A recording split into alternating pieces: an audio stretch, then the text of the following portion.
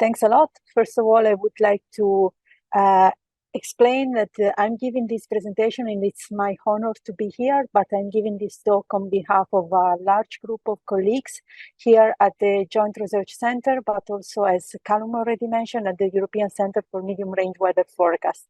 So there in the slide, you see the long list of people that are contributing on a daily basis on the delivery of GloFAS forecast, and specifically that contributed to this major upgrade that we had over summer. Actually, GloFAS 4 became operational on the 26th of July this year, so it's really still very fresh. First of all, I would like to provide the context. GloFAS is one of the services of the Copernicus Emergency Management Service, and specifically it belongs to the early warning and monitoring for floods component. In terms of what we provide with GloFAS, GloFAS is the Global Flood Awareness System. It's operational since 2018 and it's in constant evolution. As we just said, we had a new release over summer. It's an early warning system. Its aim is to provide complementary information to national and regional hydrological and meteorological services in order to provide support to international organizations and local decision makers. Its feature is that we provide probabilistic forecasts, and every product that you will see discussed during this presentation and that you can find on the website is freely available. In terms of we provide the Global Hydrological Ensemble, which is updated daily. We have a medium range forecast with the prediction for the next 30 days, which includes the signal of discharge in terms of flood event, but also an assessment of the rapid flood impact assessment, so of the impacts. We also provide seasonal hydrological outlook for the next 16 weeks, and there are plenty of additional pieces of information like the initial condition, the forecast consistency table, and many other pieces of information that help to analyze the forecast and to assess if it is reliable for your own catchment.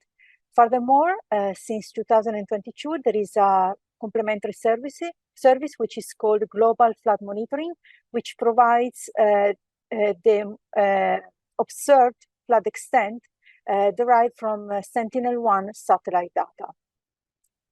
Let's have a look first on how GloFAS forecasts are generated. So first of all, we have a meteorological forecast, which is used as input to a hydrological model. The hydrological model provides as output the discharge river forecast, and this quantity of discharge are compared to flood thresholds. Therefore, based on exceedance of the flood threshold, there could be a signal of a flood event coming up in your catchment. In this case, we also trigger or call a catalog of flood inundation maps, which is then overlaid on exposure information, for instance, about population. And this delivers the rapid risk assessment. So if we look at this slide, we see that the hydrological model has actually a key role. It's kind of the core of the system. And this is exactly what changed in GloFAS 4. So in GloFAS 4, we updated the hydrological model, and in Cascade, we had to update all the other components. So the question is, how did we change the hydrological model? Well, the major and most important change is that we increased the spatial resolution. So all the previous GloFAS releases had a resolution of 0.1 degrees, roughly 10 kilometers. We now have a resolution of 0.05 degrees, so roughly 5 kilometers. And this meant that we had to change completely the hydrological model setup, because the hydrological model setup is based on a number of maps that describe the features of the catchments, soil properties, land cover, leaf area index, and so on. So we had to reproduce entirely these maps to inform the hydrological model. The hydrological model itself has been improved, and then we had a new calibration. In this presentation, we will see the main, we will basically touch on these three parts of the job. So first of all, the implementation setup. So why is it so important to have a higher spatial resolution? Well, of course, because on one side, higher spatial resolution means that we can better see the variability of the features of the catchments. So we have a nicer and more accurate description of the river network, but we also have a more accurate description of the physical properties of the catchments themselves. But that's just one side of the story, as you can see here from this slide, because we took the chance of this upgrade to actually revisit all the setup, all the implementation setup. The previous setup was produced roughly 10 years ago. And with 10 years, we had a lot of improvements in research, technology, and also data collection. So when producing the high resolution implementation, we really took care to use all the latest developments in terms of science and technology to produce a more accurate implementation dataset, which then can lead to more accurate representation of rainfall runoff processes, and eventually to more accurate modeling and forecast of discharge, but also of all the other states of the catchment, for instance, soil moisture. In this slide, I will just provide you an overview of this new implementation setup, which actually consists of over 100 maps. And the take-home message of this slide is that really we looked at any possible source. For instance, for the leaf area index, which indicates how thick is the canopy cover on a catchment over the year, because we know that in certain climates, the trees don't have leaves during some months. So in order to have this representation, we use satellite data from the Copernicus Global Land Service. For the soil properties, on the opposite side, we actually used in situ data from soil grids. If you are curious and interested in to check, and you would like to check how each map has been produced and what is its used within the setup of GloFAS, please have a look at the technical note, which is now under discussion. And also we have in the link there, we have a documentation on the LISFLAD website. Furthermore, the data set itself, so all the high resolution maps with 0.05 degrees resolution at the global scale, are available for download from the GRC data catalog. Moving on a little bit, in the next step of the production chain, we find the hydrological model. The hydrological model is LISFLAD open source. It's openly available from GitHub repositories. If we discuss a little bit just the science behind it, it's a semi-distributed, physically based model. We have 6 land cover fraction within a pixel to better represent the impact of land cover, such as forest or irrigated areas on the hydrological processes. 3 soil layers, 2 groundwater storages, and we model river routing using kinematic wave. We also model the flow of water in the floodplains. Then it's included, the model includes lakes and dams, and also water abstraction for domestic, industrial, and livestock purposes, and also for cooling in terms of energy. We did a lot of work to increase the computational efficiency of this model, because as we just mentioned, GloFAS had a 4 times higher spatial resolution. And then we move on to calibrate the model. So in order to calibrate the model, we use discharge observations, and we use a tool which is available open source, and it's based on the distributed evolutionary algorithm for Python. Furthermore, we also implemented a regionalization approach for the areas for which we don't have gauge stations. So I think it's important to clarify where we have gauge station and where we don't have gauge station, because this data is really crucial for the calibration of the model and then for the accuracy of the model. In this map of the world, we see in black and orange all the points where we could calibrate GloFAS 4. The difference is that the points in orange were used for the first time for the calibration of GloFAS 4. So we had really 700 new stations compared to the previous version. And this is partly thanks to the higher resolution, because in GloFAS 4, we calibrated catchments with at least 500 square kilometers area, while in the previous version, which had coarser resolution, we could only calibrate catchments with at least 5,000 square kilometers. But it's also thanks to the collaboration of research institutions, local, national providers, and regional authorities that over the years decided to share the data with GloFAS. And if you are interested in sharing your data with GloFAS, you can find there a link of a page where we explain the requirements, and we explain also who you can contact, to whom you can talk, and how we can actually support you in the process of the data transfer. Let's have a look a little bit now at the results of the calibration for these gauge stations. Here we have all the points which are in colors are the calibrated points. The performance of the calibration is defined by a metric which is called KGE, or Klinge-Kutta efficiency.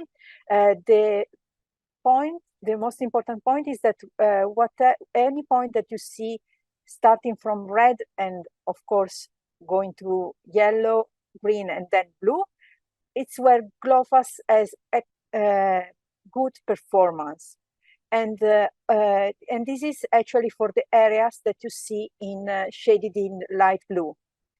The areas that are shaded in yellow are the areas for which we didn't have gauge data. The details of the calibration results and also the information for each single station for which we perform the calibration are available from the wiki page of GloFAS and also from the GloFAS map viewer.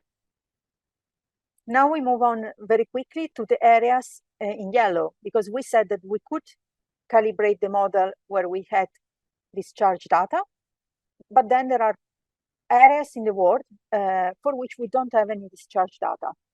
And for this area, we needed to define another way to assess the parameters of the model.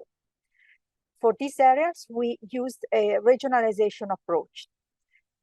In other words, we transferred the parameter set from a donor catchment to a not calibrated catchment. The question is, in this case, we make an example. We have this small, tiny catchment here located in China. Where do we get the parameters from? From the closest catchment, from the most similar catchment?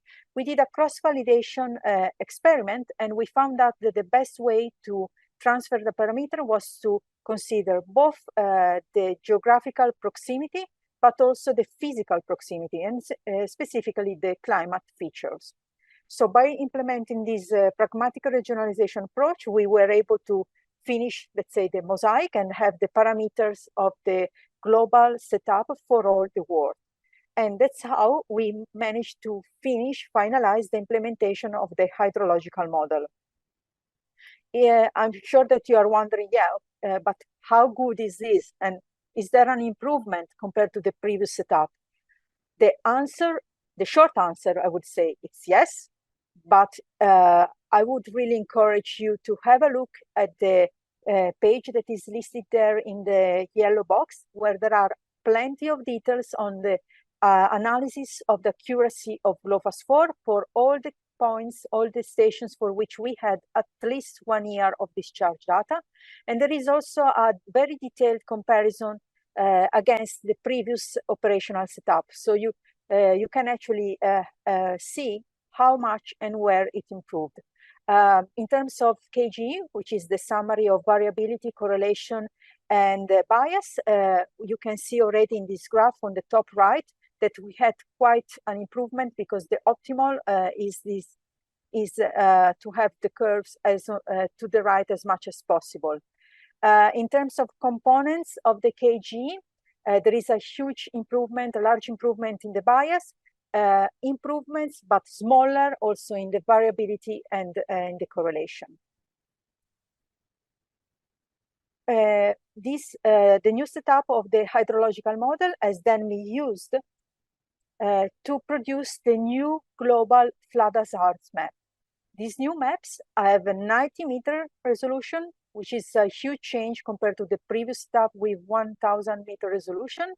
You can visualize them already from the global GloFAS map viewer, and they will be available for download probably at the end of the year. They are produced for different return periods, and they are used to outline, to deliver the rapid risk assessment.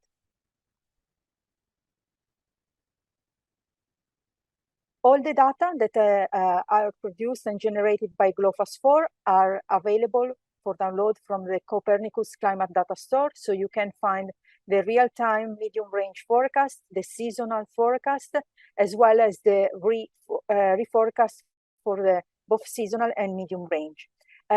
Since we have a lot of users that rely on GloFAS for their own operational services, we are still running in parallel the previous global setup. So GloFAS version 3 will be running until December, and then it will, in agreement with all our users, when we're sure that all our users have actually been able to adapt their system and switch to GloFAS 4, GloFAS 3 will be completely decommissioned. Just a few examples of how GloFAS 4 behaved in the occasion of the very recent flood events. For instance, we had a huge flood event in Greece in September 2023. I won't go through the details, but probably the key information here is that there was a signal in GloFAS on the 2nd of September, so 5 days in advance compared to the peak of the event. So GloFAS was able to provide information to raise awareness of this large event, which was coming up. And also when we compared the observed from Sentinel-1 and the model flood extent, there was also a good agreement. So, and this means that with GloFAS, it was possible to have a good overview of the potentially affected inundated area before the flood event. Another example that we are all aware of is the flood event in Libya. That was actually also made it extremely much worse by the dam break. The dam break is not included, GloFAS doesn't model the dam break, yet we could see the flood signal due to the meteorological event. And here it was the very, very first idea that something was coming up was 5 days in advance. And similarly to the Greece event, GloFAS had a flood extent estimate, which could capture the real flood extent. Just some closing remarks. I know that I covered a lot, and there is plenty more actually in terms of products, data available from GloFAS. So I would recommend to have a look at the GloFAS webpage, and you see the link there on top of the page, where you find the data, you find the map viewer to explore all the products and see the forecast in real time. And you also find the contact button. So anytime that you have a question, anytime that you see a error, that you see a discrepancy, please do use that button and get in touch with us and let us know how we can improve the system. In terms of documentation, again, I just like browsed through the products. So there is a GloFAS user guide, which has a hands-on instruction on how to use the map viewer, where to click, how to use the tabs, the wiki, which explains in details all the protocols, how each product is generated. And then also there is a data user guide to understand how and where retrieve the data. And I would like to make a call to join the community. Please use the contact form anytime that you have a problem, anytime that something is not working right, or also just to share a question, share a doubt, or share a recommendation. We have an annual meeting, usually in February. And we provide webinars. We have a user survey, and we constantly try to collect more discharge data, or you can also request a static reporting point for your catchment so that you can see the discharge and all the other pieces of information, soil moisture, temperature, and precipitation for your point of interest. To summarize, I just want to stress once more that GloFAS is developed according to the request of the users. So we run surveys. The next one is coming up in January 2024. We try to gather the feedback from the users, the main and most important needs. We try to understand how we can actually put into practice and then develop it, deliver it, and then we start the process again. So I really would like to reiterate that please go and explore GloFAS 4 and let us know how we can further improve it, or how you would like to see the next release. And with this, I close my presentation.